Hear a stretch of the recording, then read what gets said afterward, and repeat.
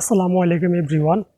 আপনারা আপনাদের কোয়েল পাখিকে কোন নিয়মে কৃমির ডোজ করান? এই যে আমার হাতে দেখেন যে মেডিসিনটা দেখতেছেন প্যারাবেট, এটা হাঁস, মুরগি, কবুতর, গরু, ছাগল সব কিছুই কিন্তু এই কৃমির ডোজটা করানো যায়। আর আপনি যদি কোয়েল পাখির কাছ থেকে ভালো প্রোডাকশন পেতে চান সেক্ষেত্রে কিন্তু কৃমির ডোজটা করাতে হবে। কারণ কৃমি হলে পাখি যত খাবারই খাক না কেন তার প্রোটিনের একটা অংশ কিন্তু কৃমি খেয়ে ফেলে, যে কারণে পাখিগুলি অনেক সময় পুষ্টিহীনতায় ভোগে, সঠিক টাইমে ডিমে আসে না, ডিমে আসতে অনেক সময় লাগে, ঠিকমতো ডিম পারে না, গ্যাপ দিয়ে ডিম পারে, ডিমের প্রোডাকশন কমে যায়। সেই জন্য আপনি অবশ্যই কোয়েল পাখিকে কৃমির ডোজ করাবেন। তো এই কোয়েল পাখিকে কৃমির ডোজটা কীভাবে করাতে হয় এটা অনেকে জানে না, সঠিক নিয়মটা জানে না। তো আমি আসলে জানতাম না। তো আমি যেহেতু মুরগি লালন পালন করে থাকি, সেই অভিজ্ঞতার আলোকে আমি কি করছি, আমার কোয়েল পাখিগুলোকে কিন্তু আমি কৃমি ডোজ করাইছি। তো এই জন্য আপনারা অবশ্যই এই যে প্যারাবেট, এই প্যারাবেটটা খাওয়াবেন।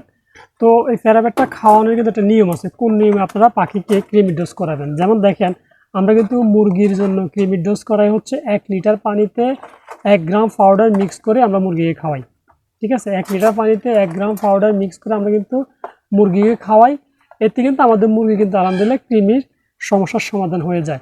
তো এই 1 গ্রাম পাউডার আমি কিন্তু আমার এই পাখিগুলোকে দিই না। আমার এখানে 20টা পাখি আছে।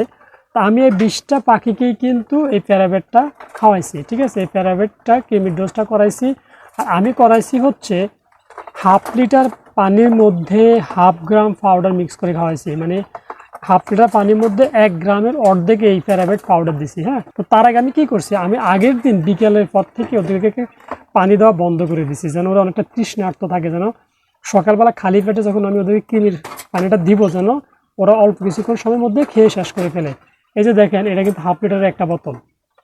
এই 1 বোতল পানির মধ্যে আমি এই প্যারাবেট 1/2 গ্রাম পাউডার মিক্স করে আমার এই 20টা পাখিকে আমি খেতে দিয়েছি। আলহামদুলিল্লাহ ওরা প্রায় ঘন্টা খানিকও লাগে নাই, খুব দ্রুতই কিন্তু পানিটা খেয়ে শেষ করে ফেলছে। ঠিক আছে, এবং এতে কিন্তু আমি একটা রেজাল্ট ভালো পাইছি। আমার এই পাখিগুলো ডিম ফাটতো না, ডিম ফাড়া অবস্থায় কী করছে, ডিম ফাড়া বন্ধ করে দিয়েছিল। তো আমি এই ক্রিম ডোজটা করানোর পরে কিন্তু আলহামদুলিল্লাহ আবার ডিম ফাড়া শুরু করছে আল্লাহর রহমতে। তো আপনারা আমার এই নিয়মও খাওয়াতে পারবেন, বা আপনারা চাইলে আপনাদের অন্য কোনো নিয়ম দিলে সেই নিয়মও খাওয়াতে পারেন।